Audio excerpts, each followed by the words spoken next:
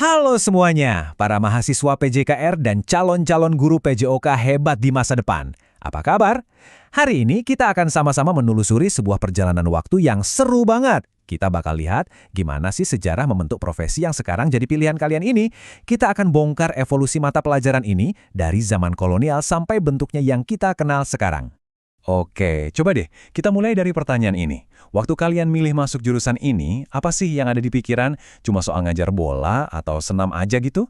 Atau kalian ngerasa ada sesuatu yang lebih besar di baliknya? Nah, kita bakal lihat bareng-bareng kalau ternyata sejarah membuktikan profesi kalian ini perannya jauh lebih strategis daripada sekedar main-main di lapangan. Oke, mari kita masuk ke babak pertama dari cerita kita. Kita mulai dari awal banget ya, dari zaman ketika konsep pendidikan jasmani pertama kali dikenalkan di Indonesia, yaitu di era kolonial. Dan kita akan lihat gimana tujuannya itu berbalik 180 derajat pas Indonesia merdeka. Lihat deh, perbedaannya itu tajam banget. Di zaman Belanda, tujuannya super pragmatis. Ya, buat membentuk tubuh yang disiplin, bugar, biar bisa jadi tenaga kerja yang baik. Dan aksesnya terbatas banget, cuma buat kalangan tertentu. Tapi begitu merdeka, beda total. Tujuannya langsung bergeser jadi alat buat membangun karakter bangsa, semangat nasional, dan yang paling penting, ini wajib buat semua siswa, tanpa terkecuali. Jadi ini poin pentingnya ya. Dulu itu konsepnya bukan pendidikan jasmani, tapi lebih ke pelatihan fisik atau physical training ala Eropa. Fokus utamanya itu ya latihan-latihan terstruktur, baris berbaris, senam yang kaku. Tujuannya bukan untuk mengembangkan manusia seutuhnya, tapi lebih ke fungsi fisiknya aja buat kebutuhan ekonomi dan kontrol kolonial waktu itu. Nah, disinilah transformasinya terjadi. Ini dalam banget loh. Pendidikan jasmani bukan lagi cuma soal otot, tapi jadi semacam kanvas untuk menanamkan nilai-nilai baru. Jadi simbol sebuah bangsa yang masih muda, yang pengen generasi barunya itu sehat, kuat, dan punya semangat nasionalisme yang tinggi. Inilah fondasi ideologis dari profesi yang kalian jalani sekarang. Oke, ideologinya udah berubah kan? Terus gimana cara nerbitinnya di sekolah-sekolah?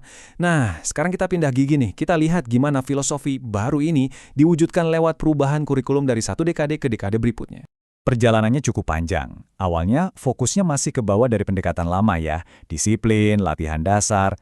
Terus masuk era 70-an sampai 90-an, konsepnya mulai meluas. Muncul istilah pendidikan olahraga, yang mulai memasukkan nilai-nilai sosial kayak sportivitas dan kerjasama tim. Sampai akhirnya kita tiba di era sekarang, dengan kurikulum merdeka yang bisa dibilang mengubah total cara kita memandang PJOK. Jadi, apa sih bedanya kurikulum merdeka buat PJOK? Gini deh. Ini bukan lagi soal semua anak harus bisa roll depan dengan sempurna, bukan hafalan gerakan. Tujuannya jauh lebih dalam, membekali siswa dengan literasi gerak, jadi mereka paham tubuhnya, terus menumbuhkan kesadaran soal kesehatan, dan yang paling penting, bikin mereka suka sama aktivitas fisik yang bisa mereka bawa sampai tua nanti. Dan ini penting banget buat kalian calon-calon guru. Pahami ini baik-baik. Peran kalian nanti itu bukan lagi kayak instruktur militer yang cuma kasih perintah. Kalian adalah fasilitator. Tugas kalian itu memandu, menginspirasi, dan bantu tiap siswa menemukan cara belajarnya sendiri yang asik lewat gerak sesuai dengan minat dan kemampuan mereka masing-masing.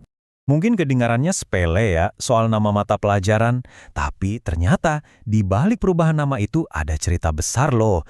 Yuk kita bedah gimana evolusi nama ini sebenarnya mencerminkan evolusi konsep dan filosofi di dalamnya. Jadi perjalanannya itu gini. Dulu banget namanya gerak badan. Ya, literal banget kan, cuma soal gerakin badan. Udah. Terus naik kelas nih, jadi pendidikan jasmani. Nah, di sini udah ada kesadaran kalau ini tuh bagian dari proses pendidikan yang utuh, yang holistik. Akhirnya sampai deh kita ke PJOK yang kita kenal sekarang. Ini udah paket komplit, gabungin jasmani, olahraga, baik yang kompetitif maupun rekreasi, plus pilar kesehatan yang penting banget. Jadi intinya apa? Intinya, setiap perubahan nama itu bukan sekedar ganti label. Itu menandakan pemahaman yang makin dalam, makin matang tentang betapa strategisnya peran mata pelajaran ini di sistem pendidikan kita. Ini bukan cuma ganti nama, ini ganti cara berpikir. Nah, setelah kita napak tilas dari masa lalu sampai sekarang, yuk kita kembali ke realita. Apa aja sih tantangan dan juga peluang yang bakal kalian hadapi sebagai garda terdepan PJOK di zaman sekarang? Inilah kenyataan di lapangan nanti. Kalian mungkin akan sering dengar anggapan kalau PJOK itu cuma main-main atau mata pelajaran kelas 2. Mungkin kalian akan ngajar di sekolah yang fasilitasnya seadanya. Kalian harus bisa merangkul semua murid, dari yang super atletis sampai yang paling nggak pede sama badannya. Dan ya, musuh kita bersama, sofa dan layar gadget yang bikin mager. Tapi gini, jangan lihat ini semua sebagai beban ya. Anggap ini sebagai panggilan jiwa. Justru karena ada tantangan-tantangan inilah peran kalian jadi super penting. Kalian itu bukan cuma guru olahraga. Kalian adalah agen perubahan.